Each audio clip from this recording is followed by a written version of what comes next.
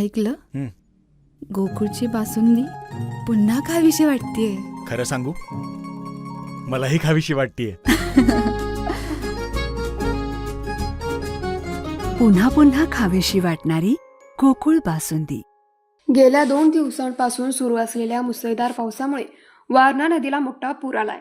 याच दरम्यान नदी पार करत असताना एक मालवाहू टेम्पो पुराच्या प्रवाहात अडकला. प्रसंगावधान राखत ग्रामपंचायत उपसरपंच आप्पासाहेब पाटील, अमर बनगर व स्थानिक युवकांच्या मदतीने टेम्पो बाहेर काढण्यात यश आले. या प्रकारामुळे मोठा अनर्थ टळला. सदर टेम्पो गावात जीवनावश्यक वस्तू पुरवण्यासाठी येत होता. मात्र नदीच्या पुलावरून जाताना पाण्याचा प्रवाह वाढलेला असताना देखील चालकाने गाडी पुढे घेतली आणि टेम्पो मधोमध अडकून बसला. टेम्पो पाण्यात अडकताच चालकाने आरडाओरडा सुरू केला. परिस्थितीची माहिती मिळताच ग्रामपंचायत उपसरपंच व सदस्य व काही स्थानिक तरुणांनी घटनास्थळी धाव घेतली. दोऱ्या व जेसीबीच्या साहाय्याने टेम्पो बाहेर काढण्यात आला. सुदैवाने या घटनेत कोणतीही जीवितहानी झाली नाही.